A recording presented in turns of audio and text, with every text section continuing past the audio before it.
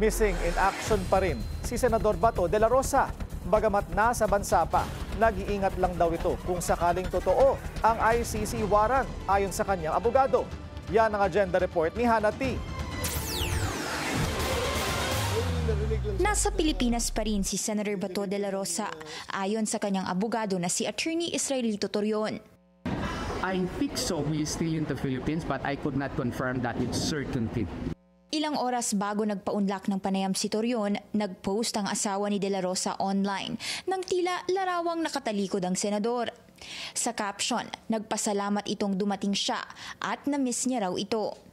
Mag-iisang buwan ang absent si De La Rosa sa Senado, bunsod ng di umano'y report tungkol sa ICC warrant laban sa kanya.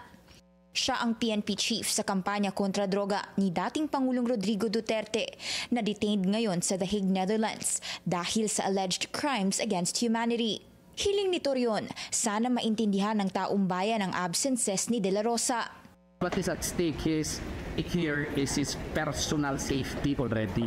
Di naman po pwede na may warrant of arrest siya. Hindi pa klaro kung anong procedure na gagamitin ng Philippine government kung paparehasin ba siya ni Tatay Digong na parang manok lang kukunin, hindi na idaan sa korte at idiretso na doon sa Hague, Netherlands. Kailangan daw linawin ang proseso sa paghawak ng kaso ng senador, sakaling totoo ang warrant. Pero on the side of caution na raw ang kampo niya. Kasama si De La Rosa sa listahan ng inaasahang Senate members na dadalo sa BICAM mula December 12 to 14. Pero posibleng hindi siya sumipot dito. To clarify, hindi po siya makakadala sa BICAM. That I cannot answer with certainty. That has to be answered by him even if I am his lawyer. Sakaling hindi nga dumalo, mababawasan ulit ang Senate minority sa BICAM. Una na kasing nag-withdraw ng attendance si Senator Jinggoy Estrada. Ang matitira na lang ay sina Senators Bongo at Amy Marcos.